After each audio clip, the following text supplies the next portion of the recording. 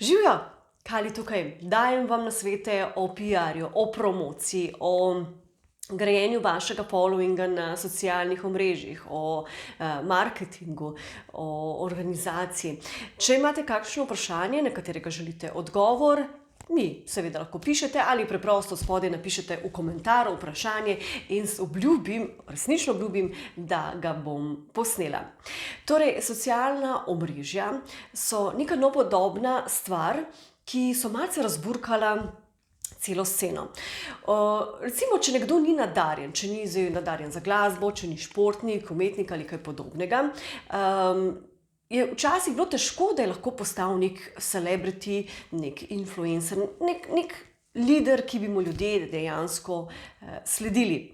No, odkar so tukaj družabna omrežja, se pravi, odkar je tukaj Facebook, odkar je tukaj sploh Instagram, ki je nek naš portfolio, naša biografija v malem, so se stvari zelo spremenile. Se pravi, tudi ljudje, ki nimajo nekih posebnih talentov ali pa niso imeli veliko denarja za marketing, za PR in promocijo, lahko zdaj prodrejo v svet influencerstva, v svet nekoga pač, ki bi mu ljudje sledili, ki si lahko zgradijo dobro bazo nekih sledilcev in ki dejansko lahko delujejo in sodelujejo z raznimi blagovnimi znamkami in podjetji in na tak način seveda tudi zaslužijo.